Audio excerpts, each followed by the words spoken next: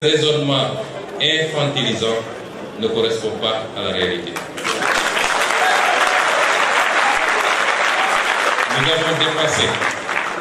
Nous avons dépassé l'époque où les Africains pouvaient se faire manipuler par quelques peuples, par quelques régimes.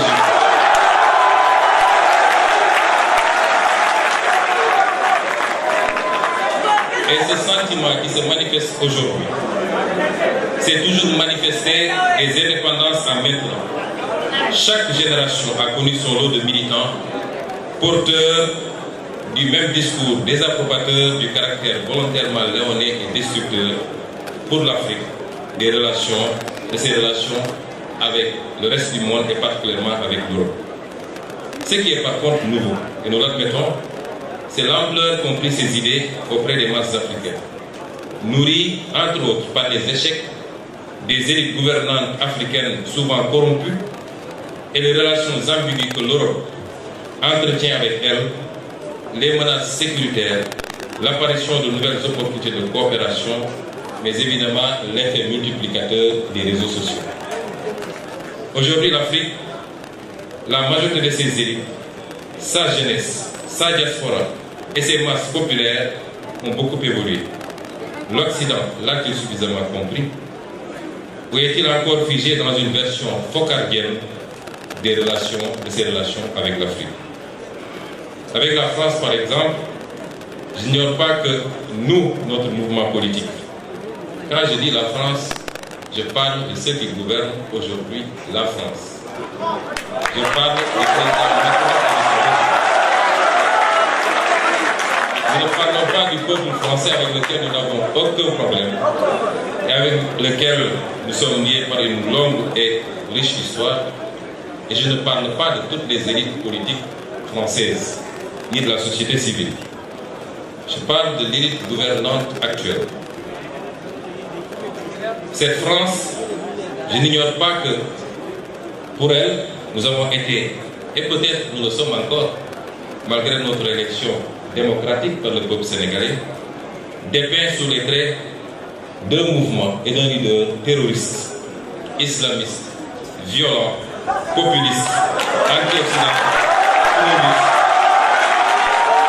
Je ne parle pas de vous. Vous partagez ce soir avec vous.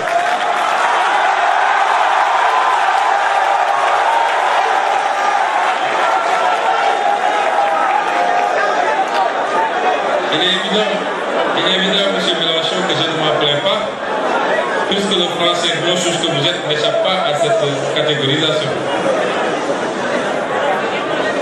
La vérité, c'est que beaucoup de gouvernants européens, et singulièrement français, s'accommodaient mal de notre discours politique souverainiste et se fixaient comme objectif de l'entraver. C'est ce qui explique certainement le mutisme approbateur face à la sanglante persécution du régime du président Macky Sall contre notre parti politique et ses militants.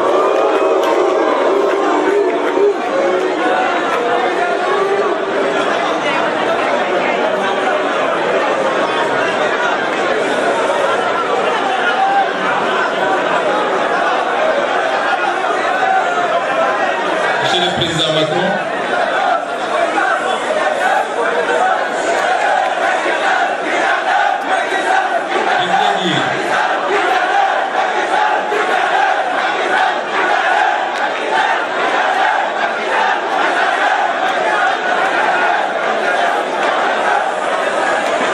cher Jean-Luc,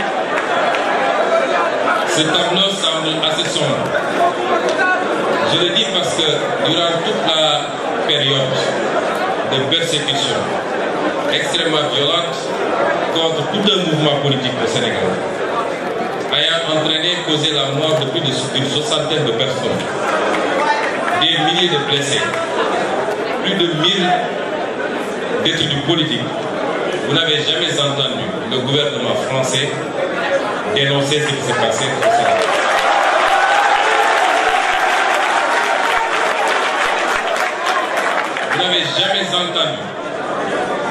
Vous n'avez jamais entendu l'Union européenne dénoncer ce qui se passe au Sénégal.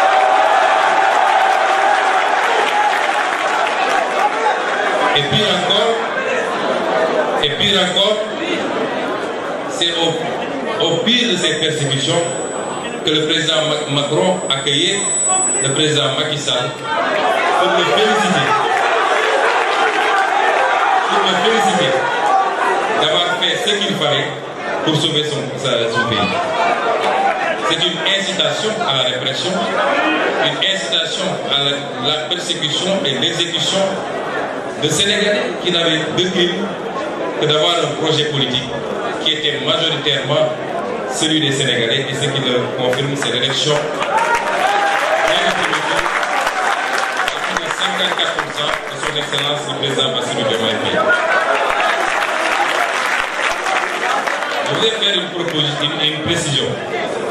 Les propos que j'avance sont les propos de Ousmane Sonko, président du parti Pastef.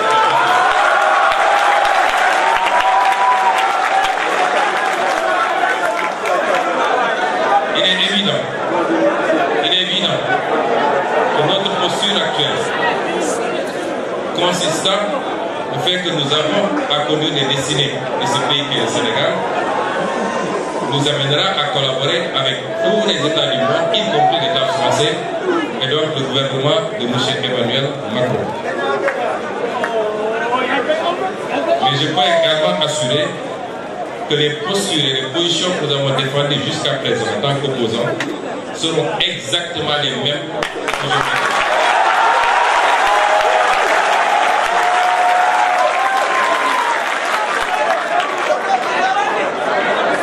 Cher Jean-Luc Mélenchon, vous et votre mouvement, des insoumis, et au-delà des insoumis, parce qu'il faut qu'on recadre les choses, je crois que vous êtes ici dans le cadre de votre coalition qui est beaucoup plus large.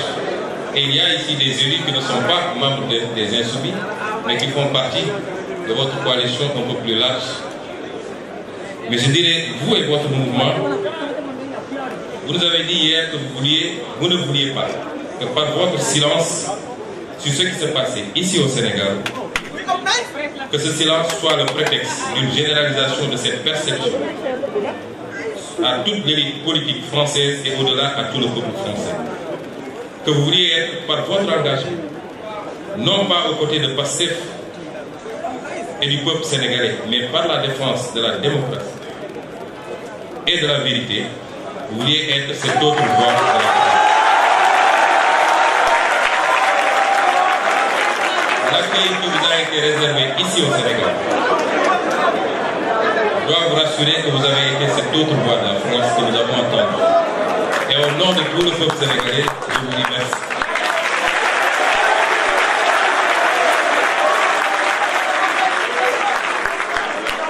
Nous voilà donc, M. Mélenchon, aujourd'hui à Dakar, terre d'Afrique, terre d'hospitalité, terre de liberté et terre de paix, pour échanger avec nous sur l'avenir des relations entre l'Europe et l'Afrique. Très vaste sujet.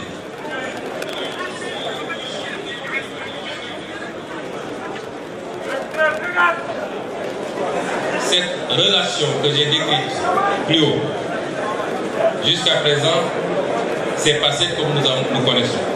D'abord, par le passage à la douleur, par le passage à la douloureuse épreuve de la traite négrière, ensuite la colonisation que nos pays ont vécu, et aujourd'hui, ce qu'il est convenu d'appeler entre guillemets la néocolonisation. Beaucoup plus vicieuse, beaucoup plus pernicieuse, mais beaucoup plus impactante certainement sur le sort de nos populations. Et pourtant, nous y avions presque cru lorsque le président Macron déclinait la nouvelle doctrine africaine de l'Élysée. Cette nouvelle doctrine qui devait consister au refus de tout soutien politique à des régimes autoritaires et corrompus. Ce n'est pas ce qui s'est passé au Sénégal. Et j'ai bien aimé tout à l'heure une expression où vous disiez que nous devions participer à tous les combats, où vous rejetiez la neutralité et vous disiez que nous devions participer à tous les combats sur la base d'un principe très simple. Je me mêle de tout avec les mêmes principes. Malheureusement, l'Occident et l'Europe, très promptes à donner des leçons et à se mêler de tout, ne se mêlent pas de tout avec les mêmes principes. Je m'en veux pour exemple ce qui se passe aujourd'hui dans les pays du Sahel. On a tout fait de condamner, d'exclure, de mettre des embargos. Ce que nous condamnons nous-mêmes, il est inadmissible que les Africains fassent l'objet de condamnation, on peut comprendre, mais qu'ils fassent l'objet d'ostracisme et d'exclusion en terre africaine, ce n'est pas admissible. Aujourd'hui, l'Europe a ses propres problèmes avec des pays qui se disent adeptes de l'illibéralisme et qui ne respectent pas forcément les règles de l'Union européenne. Ce n'est pas pour autant que ces pays sont mis sous embargo ou que les subventions européennes sont coupées. Pourquoi faudrait-il que des problèmes politiques en Afrique soient réglés par les Africains sur commande extérieure en s'attaquant à des pays frères et à leur population surtout? Nous ne pouvons pas.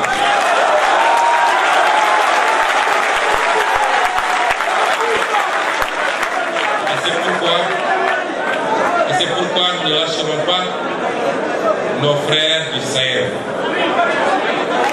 Et nous ferons tout ce qu'il faut pour raffermir les liens avec l'Afrique.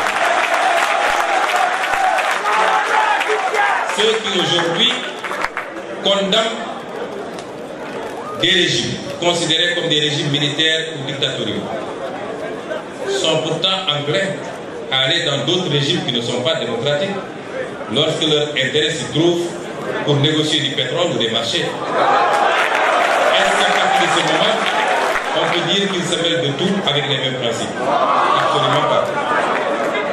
Les problèmes internes au pays doivent être réglés par les citoyens de ces pays. Certes, il y a eu des coups d'État.